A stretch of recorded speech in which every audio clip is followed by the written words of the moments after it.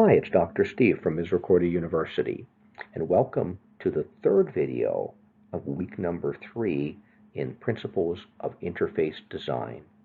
In this video, let's focus on designing PowerPoint presentations. In this video, we will consider both mechanics and also design issues when creating PowerPoint presentations. We'll start overall by looking at PowerPoint design guidelines. We'll look at then design elements in PowerPoint, and then we'll look at animating text and graphics, and we will finish this video by considering the 4 activities that we'll have to do remotely at the end of this class. Let's begin this video by considering some PowerPoint design guidelines, and by doing so, you can help make your PowerPoint presentations accessible to all learners.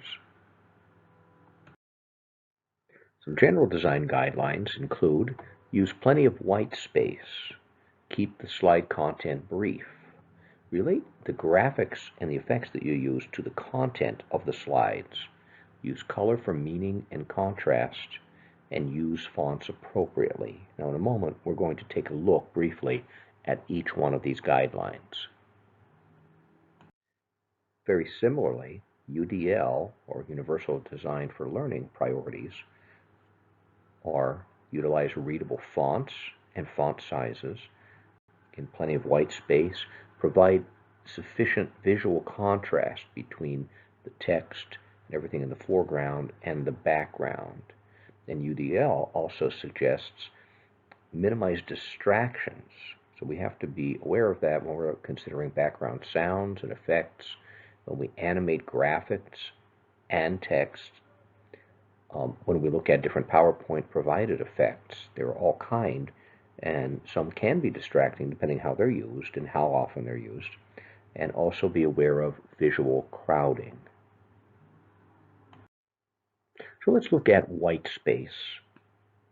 Use plenty of white space so that information is very clear.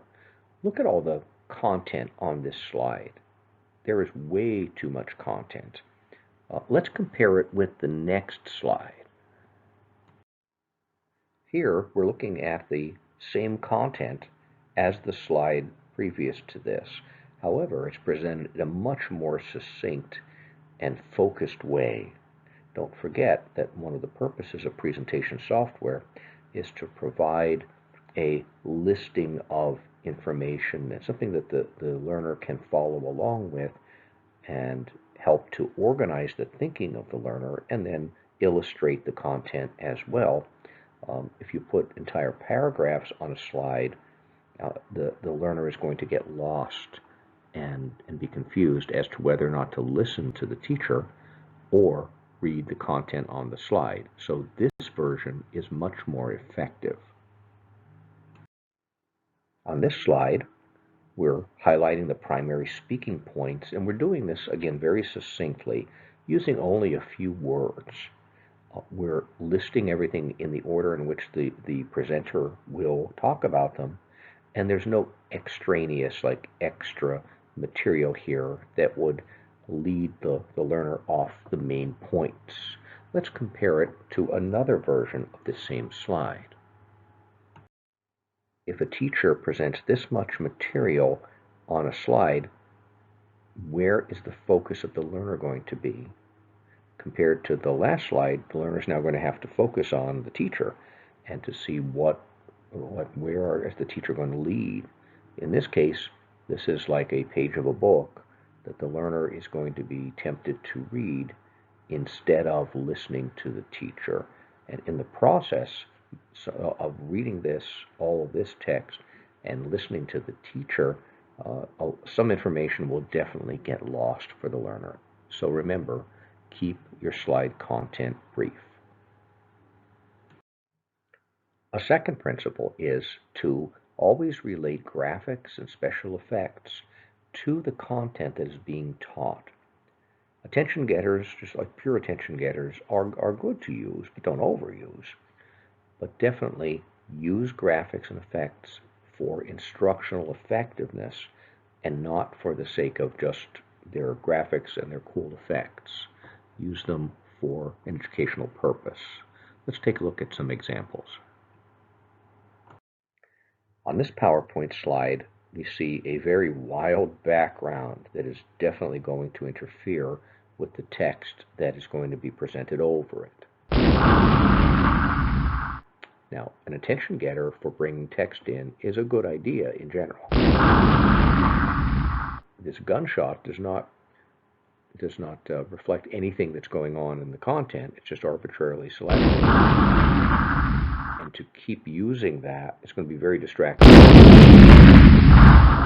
Bring the rest of this content in a hurry here. Let's compare this with the next version of this on the next slide. Here the teacher is keeping it simple. Now, there's nothing wrong with having some effects, and there's nothing wrong with building a slide so that you do not overwhelm the learner and use effects to fly this text in some fashion with animation. That can be good, but don't overuse. Remember that the message is paramount. Keep it simple. Another dimension of keeping it simple involves the visual effects that a teacher uses on a slide in a presentation software. Notice how long this content takes to present itself. These effects can be distracting, and also, practically speaking, they make you wait as a teacher as you're presenting this content. So keep it simple. Nothing wrong with using visual effects, but again, make sure that they do not detract from the message, which is the main point. Let's consider this example. Here we're going to look at understanding the constellations, something about the night sky. First of all, take a look at the background. This background really does not work with that. It does not support that content at all.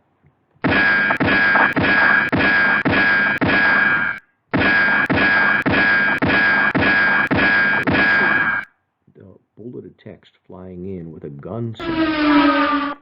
We see an unrelated car come flying across the screen, which again is unrelated to the text.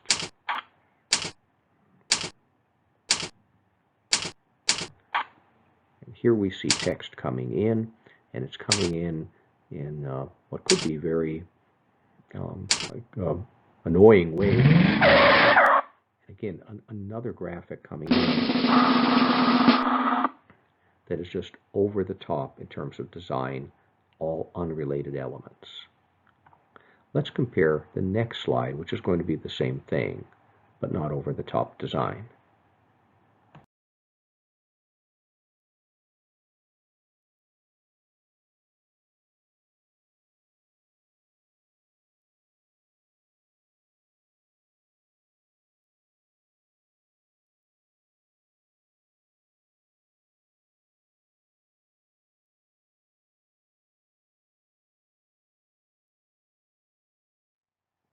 In this version, you can see represented much better design. First, notice the background. The background is supporting the content, because notice how this blue on the bottom that it gets darker as we go up to the top. Now, we said that typically dark on the bottom is more like nature.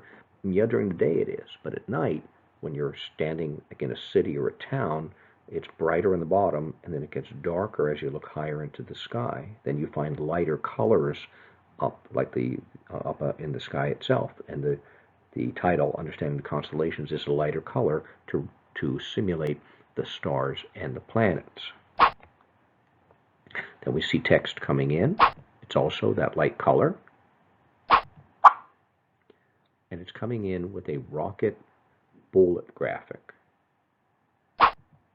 And finally, the designer said, just to keep it interesting, we can put a pure attention getter in.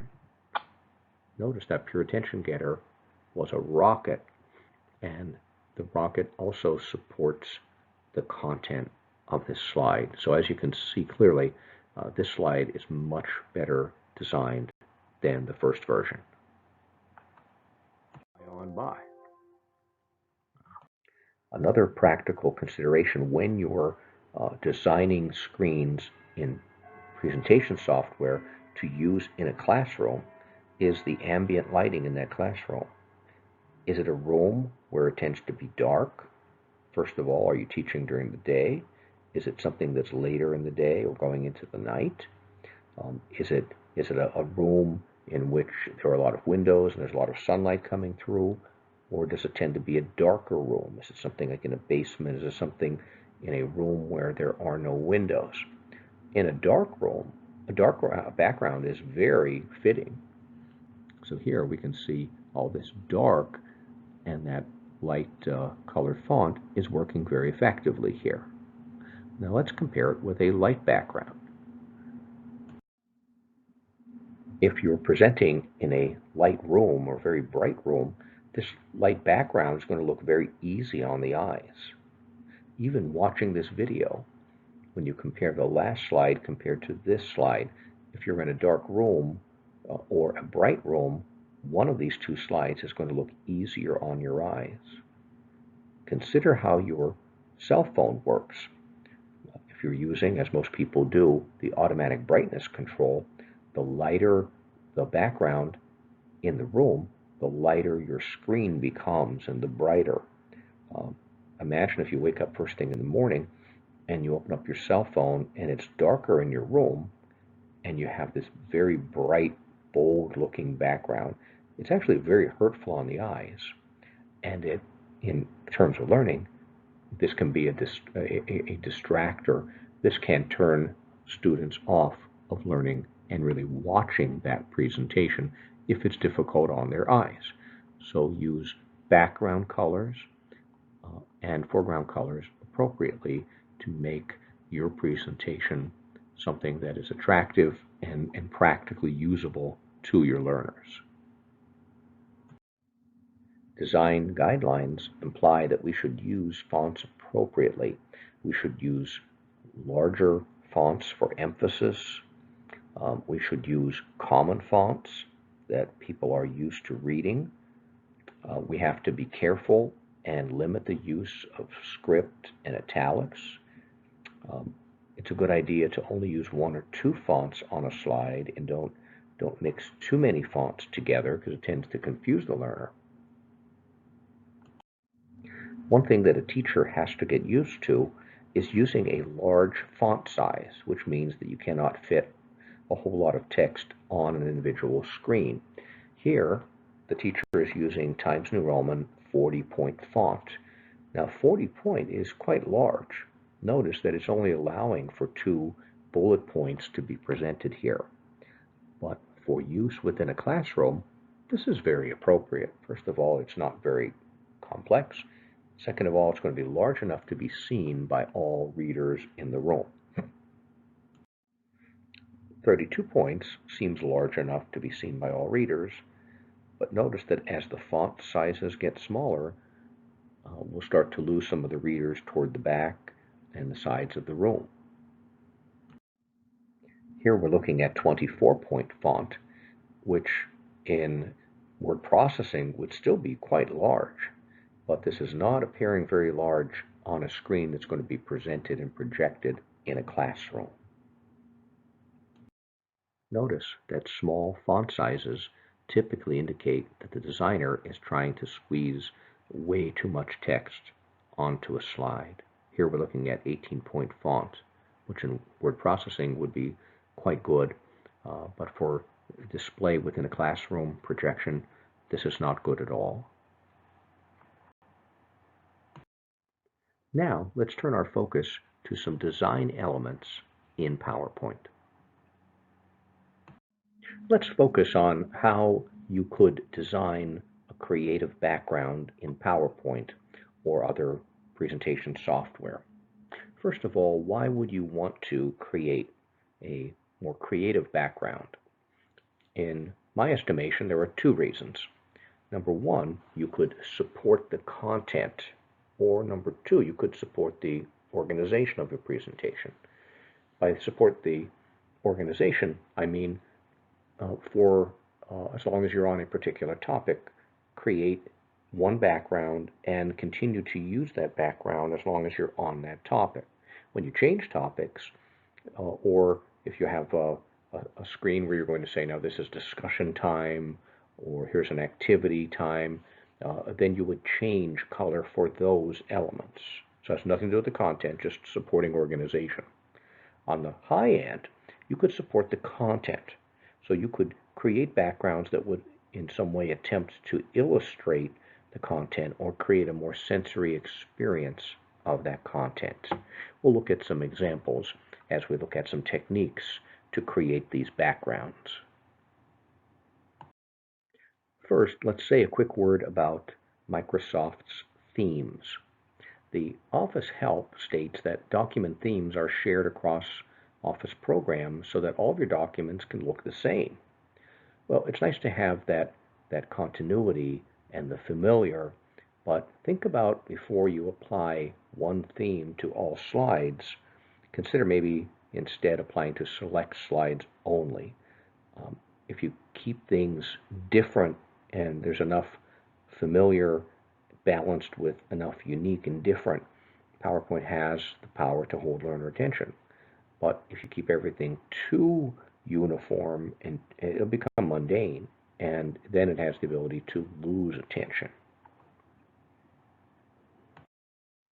Instead of selecting and applying a particular theme to a slide or slides, you could design your own. In PowerPoint, select the Design tab and look for the Customize group and select Format Background, and then you can set various options. Let's do a quick look at several of the options, just in case you're not familiar with all of them. So I've opened up the Design tab. Here I find the Customize group, and here it says Format Background. So here I have the Format Background dialog open. Now let's say that I wanted to create any color to just indicate a theme or a particular topic. So I can say a solid fill. I can go down and select colors. I can also go into more colors, and I can choose a general color. And then I can click into custom, and then I can drag the slider so I can make this the shade that I would like. Keep in mind, just like when you're painting a wall, you put a little swatch color on, it looks a whole lot different than when it's going to look when it's on the entire wall. So here it looks kind of pretty okay. It'll look a lot darker by the time I get out here. Okay, so any theme. I could also go in and choose a gradient. So gradient involves selecting. I'm going to drag some of these gradient stops off of here. See, I wanted to maintain balance in here. I wanted to make this look more like the sky. Maybe I would choose, let me go to the color chooser and say I'm going to choose white for the top of the sky. And here I've already selected, it already came up by default some green, like for grass. So maybe I'm going to take my white down a little more, and I'm going to have my green down here. So I can create this gradient effect, and a gradient just meaning that it's two or more colors blended together. And of course they give me a bunch of presets. I can also experiment with linear, radial, and various different types. And when I choose one of those types, I can also choose different directions. Out of all of these right now, this one would seem to be the most balanced because we have our sky, and here we have our, it's like a grassy hill. So we could do this. We could also select pictures or textures. So if I want to choose a texture, I just go down to the texture chooser, and there's a whole bunch of different possibilities here. And they look professional, they look good. So this one looks very pleasant. Now I could also select something in order to support a particular content that we're doing, to the high end, to support the content. So I'm going to go back into the texture, and let's say that I'm teaching something about something with science, or science. We're going to be digging in in the ground for various things. This one is called paper bag, but it kind of looks like the dirt in the ground. Or I could select something like if we were looking at digging up fossils and looking at dinosaurs and things like that. This is a fish fossil. It's actually termed that.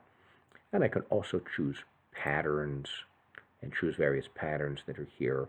And I could also choose a background image, and we could put that in also.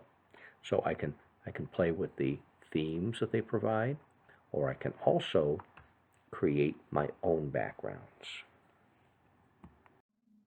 When you are experimenting with creating different backgrounds, ensure that the user can read the text clearly over that background. Here's how we can fix that and address that in PowerPoint. First of all, you have to select the text box. I suggest not clicking within the box, but rather click on the border of the text box, and that way you'll be out of the box and not be just affecting the text that's inside of it. Once you've selected the box itself, then you'll find that the Shape Format menu item will appear in the menu bar, and then use the following tools and others provided as needed. Things like Shape Fill, Shape Outline, and Shape Effects. Let's take a look at it. Here, the designer selected a granite looking background. Very nice, very professional looking, but way too dark over the text. So what could we do about this? Well, one thing we could do, one method would be, we could attempt to change the color of the font. So if I go up to the font color, if I select white, let's see if that makes a difference. A little bit. That might be readable enough for the user. I'm going to select yellow. Yellow is standing out pretty well, but I'm going to undo those. If I select the box, so here I'm going to click not in the box, but rather on the border of the box, let me select Shape Format that now appears up in the menu area, and I can change the fill color. If I put white in here, no problem reading that at all. And of course, if I wanted to, I could add a border color around it if I chose, and I could make that a heavier border if I wanted to, and make it stand out a little more. And the same thing down here. I could attempt to change the font color, but I'm going to start by clicking on the box border itself. A little hard to see the border there, but I just clicked on it, and now I'm going to choose a fill. Now when I'm choosing the fill color, certainly white, it's going to contrast tremendously here, but remember the color wheel. You can choose analogous colors, and you can think back to some of that material that we looked at. If I go in here and I select a lighter gray instead of a stark white, that's going to do the job as well, and it's going to look very good. So make sure that this text will be readable over the background. We can also use these PowerPoint tools to spice up some text boxes. When you're looking to do this, remember the color theory that we considered. Remember, you can choose analogous colors, you can choose complementary colors, you can also choose color triad colors. For this purpose, I'm going to use complementary colors of the light violet and yellow. So let me spice up these text boxes. So here I've got a text box on the left, text box on the right. I've already opened Format Shape panel.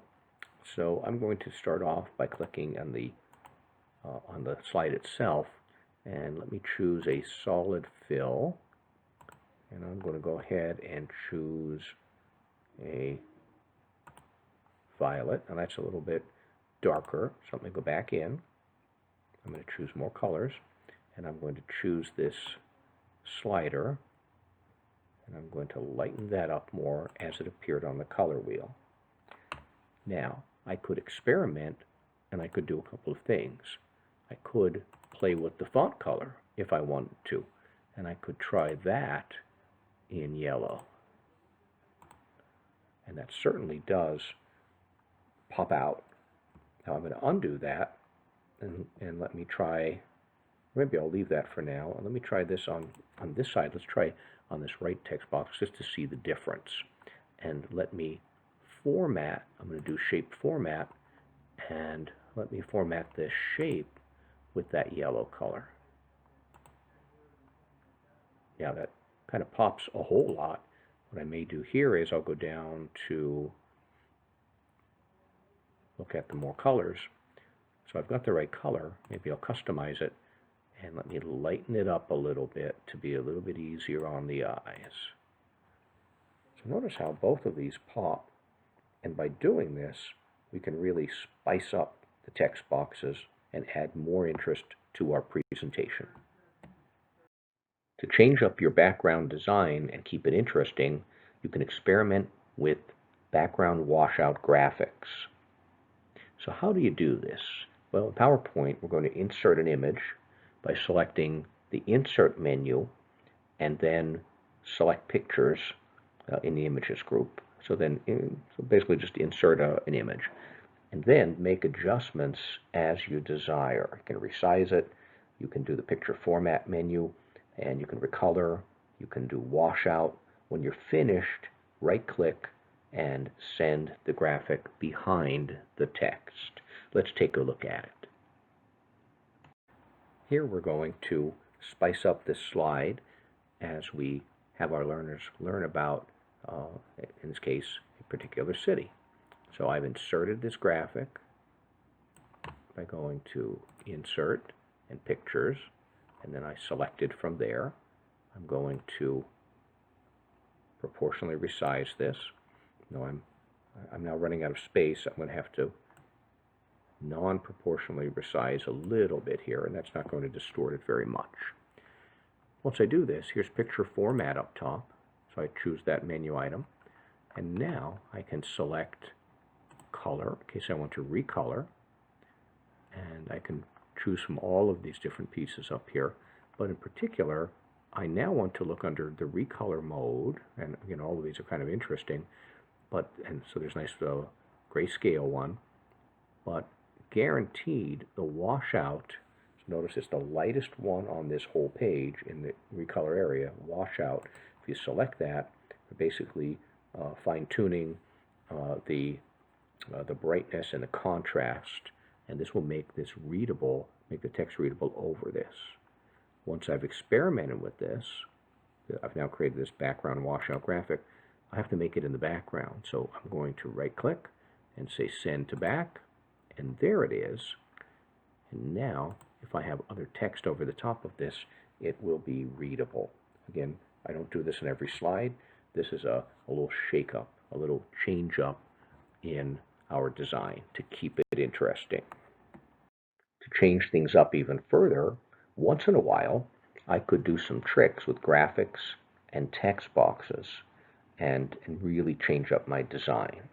So how do I do this? I'm going to start by inserting an image, and then I'm going to insert a text box over that image, and I'll resize everything to make it fit properly, and position and format the text box in order to achieve the desired effect. Let's take a look at it. On this slide, instead of just using a background graphic that'll take the place of the whole slide and cover the whole slide, I selected a graphic and made it a little bit larger, and I'm going to go to the Insert menu, and I'll say Insert Text Box, and I'm going to drag out a text box, and now I'm going to have the teacher write something on the board. And I will experiment a little bit with fonts and sizing and so on, typography. For this case, I'm going to go and do a little script. I'll have to increase the size of this tremendously. There we go. Now, we said that in general, don't use a lot of script type fonts, but you can use a little bit once in a while for the sake of effect. This now has an effect that if I were to add an animation to this, I could make this come in letter by letter. We could simulate the teacher writing this on the board. It just adds a little extra interest. If I have a book graphic, I could insert a text box. Like, for example, if I have some kind of vocabulary words. And if I wanted to, I could use this free rotate to just turn it a little bit and make it sit comfortably in the book itself, just a little bit. It would be a much more interesting way of presenting vocabulary to a class. And finally, I could have a computer screen write some information out. Insert text box. I'll drag it onto this computer screen area of this graphic.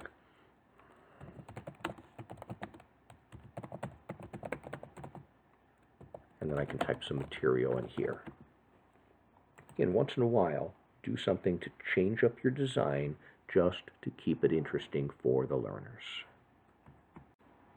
While we are considering graphics and design, here's a little note that that can really add much more professionalism and take away and eliminate an element that would draw away from the value of what you have on the screen, and that is transparent color. Look at all this color around each of these graphics.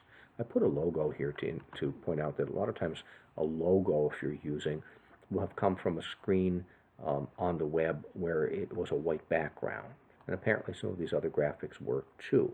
So when we insert a graphic that was over a white background, this looked just right on there, it just flowed. But now it's on a yellow background, and it does not flow any longer. So how do you deal with this? Well, in PowerPoint, I can go up to Picture Format after I select the graphic.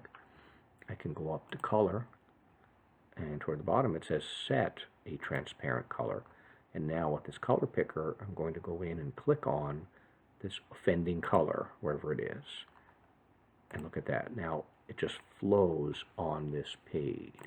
Let me try another graphic or two to show you what difference it can make. So here's my transparent color. I'm going to select this. Now in this case, luckily, this graphic, the white isn't off-white. If it were pure white, it also would be showing this white color through. Now this will be very dramatic with these shoes over here. So I'll go to Color, Transparent. Wow, what a difference. Now here you're seeing, apparently there was a little bit of white in here, so there's a little bleed through.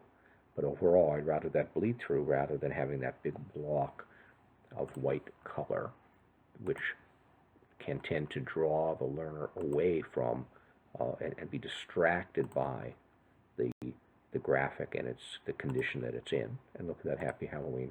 Look how nice that is now. So transparent color can make a big difference. One other technique to note while we're looking at inserting graphics, we can compress graphics because when you download them, many times they are very large, or most especially if you take a picture with your phone or any other camera that has many megapixels in resolution, the files tend to be very large when you are saving them. Now, in regards to the size I drag the graphic to here, this is not changing the size when I save it. So if this came from a camera, it would be a huge file. So how do I deal with that? Well, what I can do is select the graphic, Picture Format, and we have Compressed Pictures. And then you get to select, and I normally keep these on, apply only to this picture, although you could take that off and apply to everything just at one time. Delete cropped area pictures. If you did a cropping on this picture and cut out some of it, it would truly eliminate this, that cropped out part. And then finally, the resolution. And you can select from high resolution to very low resolution. Now, email resolution 96, it's very low, and you'll start to see the degrading quality on the screen. If you select web, 150 ppi is going to be just fine for screen presentations. If you're not going to print it, then don't worry about the print. And high definition, you certainly, that'll be overkill for most presentation system presentations to classes. Now, the magic happens when I save the presentation. When I go to save this, it'll happen quietly in the background, but this graphic now will get compressed and the size of the overall file will be reduced. Now, as our last topic, let's consider some design issues that are unique to PowerPoint. Let's consider animating text and graphics with PowerPoint. As to the mechanics, you can animate any object on a slide, text or graphics. Make sure you open the Animations tab and select Animation Pane in order to show that pane so you know what you're working with. We're going to start by looking at an object. You select an object by clicking, press Add an Animation, then we'll specify entrance, emphasis, and or exit, or we can do a motion path, and we'll show you a couple of tricks with it. And then you can also specify a sound by selecting Effects from the drop-down arrow in the playlisted item. Now that's for graphics. If you're going to work with text, there's a special trick involved with that. So let's take a look at all of this. So to begin, I'm going to start by clicking on Animations in the menu. I'm going to click on Animation Pane so I can see what I'm doing, and then I'm going to select an object. So let's start with a graphic first. There are various animation styles up here, but I'm going to go right over here to Add Animation. It says Entrance, Emphasis, and if I scroll down a little bit, Exit, or also Motion Path. So let me start by flying this in. So let's start off with the mechanics, and then let's look at some of the design issues. Effect Options. I'm going to bring this in from the right, and I can play with the speed of it. Notice there's sound here as well, so I can select sound if I wanted to. And also notice when I roll over this, it says it's on click. If I wanted to change that, I take this drop-down arrow, start on click, or with or after previous. So I'm just going to come in here. I'm going to click into timing, and I'm just going to slow it down just a little bit. Okay, so now I've slowed that down just a little bit. Let me click on this object the second time, and let me add an emphasis, a little spin. I see it spinning in the opposite direction. So let me go in, and under Effect Options, instead of clockwise, let me do 360 counterclockwise, and I can go into the timing and change that if I need to. Let's see how fast that's going to go, and we'll find out in a moment if that's good or not. I'm going to click on this one more time, and I'm going to fly this out. Oops, I did an in there. Sorry about that. Let me take that off. Let me go down here to exit, fly it out. Now I don't like that it's kind of dropping off the table as it were here.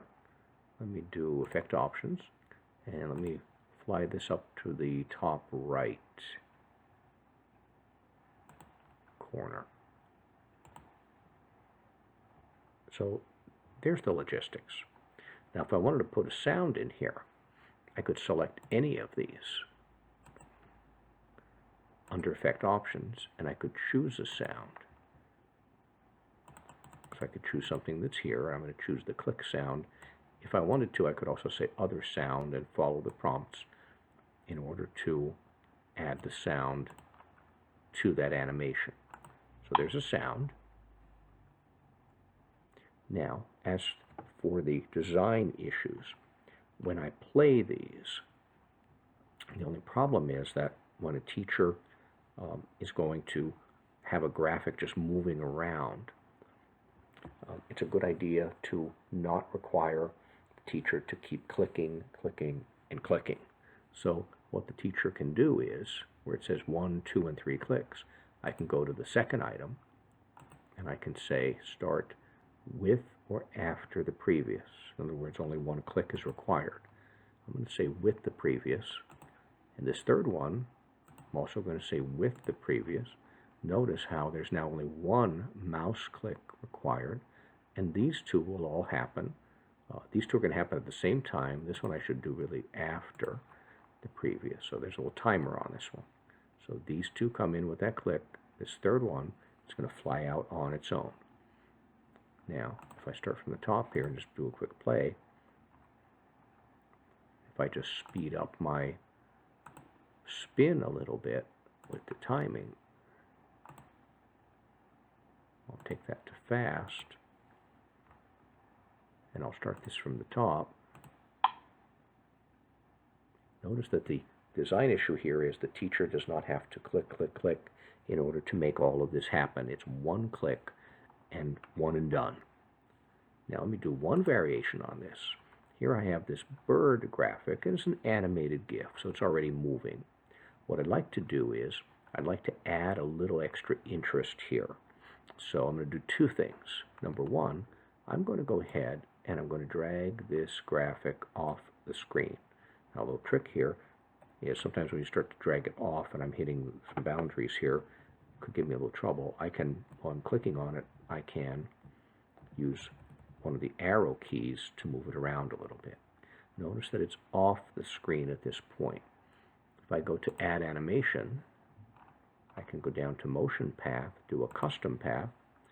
I'm going to click on the graphic. I'm going to continue to hold my mouse button down, and I'm actually just kind of drawing all over the place here. I'm going on and off as if this slide is a stage. And I can land here and double click to finish. And the interesting thing here is when this slide starts, you will not see the bird sitting out here. The bird will come from stage left. And there it is, and ends up there. So that's a little shake-up, a little thing to add a little extra interest for your learners. Let's do a third piece here. Let's look at animating text, because text is different. I'm going to start not by highlighting the text. I don't want to do that. I want to click on the text box itself and then go ahead and add an animation. And I'm going to say fly these in. Now, since I clicked on the box itself, notice here's a little expander box. I've got 4 animations that were added all at one time. And now if I work with the first animation, as long as this expander box is closed, whenever I do this number 1, also affects 2, 3, and 4. What could I do to all 4 bullets? Well, I can go in and I can play with an effect. Let me add a sound. Now here's a design issue. You don't want to have an applause sound, because when that plays, it's going to take a long time for that to play out.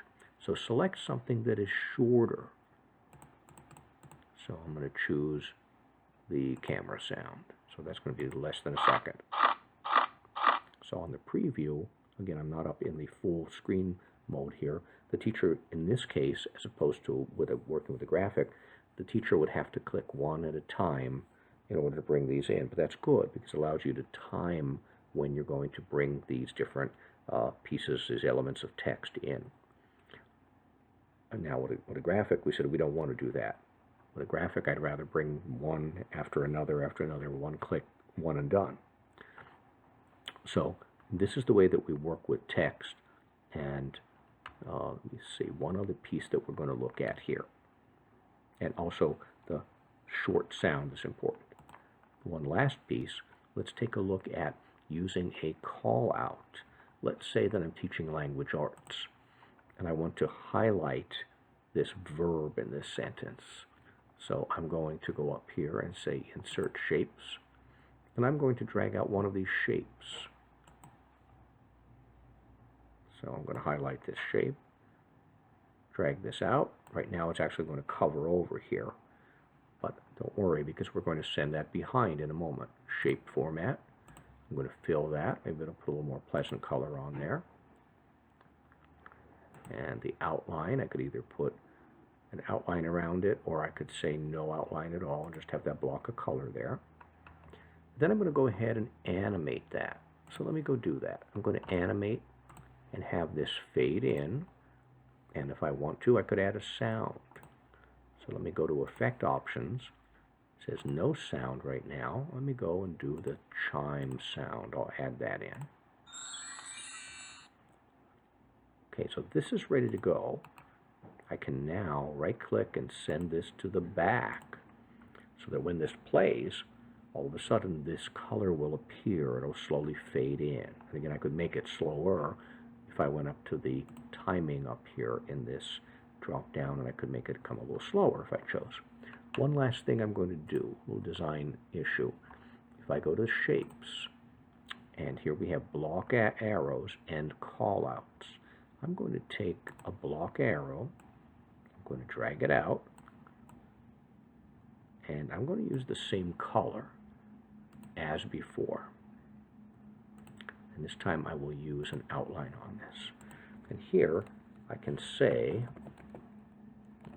walked is the verb of this sentence. I'm going to highlight that text. I'm going to change the color of the text to make it readable. And I'll change the size to make it readable. If I wanted to play with the line length to make this look more balanced, I would just go over here and say Shift, Enter, and that way I force the line break. Okay, here we go. And now let me animate this piece. So back up to animations. I'm going to also fade this in. Again, a teacher doesn't want to have to keep clicking to bring these elements in. Let me just say that this is going to come in after the previous. So when this is played on the full screen, the teacher clicks one time. And the design elements are, first of all, this becomes very easy to see. And then we have a reinforcer down here explaining what this is, this element that we're pointing to. So there are the mechanics and also a few design issues, which includes the color, the readability, and also the length of sound, because you want sound to draw attention to, but not take away from the message that you are teaching. One final demo. If you have the patience and take the time to experiment with different graphics and animations to bring graphics in and then take them off the screen and replace them with another graphic, you can illustrate content something like this. Start off with ingredients that we need to make the saline solution, starting off with this graphic, and now when the teacher clicks, that graphic actually disappears, and another graphic so it's a second graphic now that looks like it has a solution in it appears, and then of course the text came in as well. And then we could take the salt shaker and have it going in there, and the other text appeared here as well. So notice this is just experimenting with different animations, with different graphics, and with text effects. You could really make almost a video effect and really thoroughly illustrate your content. As a quick summary, in this video, we considered both the mechanics of items that are unique to PowerPoint and also design issues that are unique to PowerPoint. Remember, when you're animating graphics and text, to use short animation effects. You don't want to distract the learners. Use short sounds to attract attention to new information without distracting learners. And use these different elements to better explain and illustrate the content. Also use creative backgrounds to illustrate content and to support the organization of content. Also make sure that when you're creating different text and graphic effects on screens, make sure that the learner can read them and view the contrast between the foreground and the background. To wrap up this week's class, we're going to hold 4 activities online. Our first activity, as we've done in previous weeks, is going to be a debriefing of the class. As usual, I've started with some starter questions to spark our discussion. Keep in mind that you do not need to answer all of those questions, but they're starters, and between all of us, we'll probably end up touching on a little bit of each of these questions in our discussion. For our second activity, let's evaluate a good example, a positive example of a well-designed PowerPoint. So search Google for a well-designed PowerPoint and see what you can find. And then evaluate it. Evaluate it by providing a bulleted list in which you take a look at path for the eye, proximity, alignment, repetition, fonts and typography, curb appeal, balance. And remember, balance can be on the screen as a whole. It can be the line balance, the balance of the text elements. Balance can be seen in different ways. And also use of color and density. For our third activity this week, let's hold a discussion in which we take a look at applying design principles specifically to PowerPoint. We've considered many different elements of good design. Now, how do they apply directly to PowerPoint? And you realize that there are also some design elements that are specific and unique to PowerPoint. Then let's consider in this discussion, how can design principles guide our practice in PowerPoint? How can these really help improve when we create presentations for our students? And also feel free to talk about your personal experience. Which design principles were new to you? Which ones are a priority for you as you learn about them? And you feel that these are some items that I really want to incorporate into my presentations. For our final activity for this week, let's do a guided project. Let's design and create an effective PowerPoint. Now you could create one from scratch, or you could take one that you've already created and kind of think back and reflect on what you've done in the past and see how you could better redesign that presentation based on all the items that we looked at. As you go through this guided project, respect the design elements that are unique to PowerPoint, like designing the appropriate backgrounds, designing text with animation and sound, and add animation appropriately. As you create or as you redesign your PowerPoint presentation, provide a brief bulleted list in which you describe how you intentionally attempted to address the following screen design elements in one or more of the slides. How did you attempt to address path for the eye? How did you consider proximity, alignment, and repetition? And also, how did you address fonts and typography? Looking ahead to next week, we're going to spend a little more time in PowerPoint, and we're going to look at some more advanced PowerPoint techniques. PowerPoint is really a very robust environment for multimedia creation, and we'll take a look at how to apply navigation within it, and we're going to look at creating a virtual museum through PowerPoint, and we'll look at PowerCasts and also related prezzies. Have a good week. We'll look forward to seeing you virtually in class next time.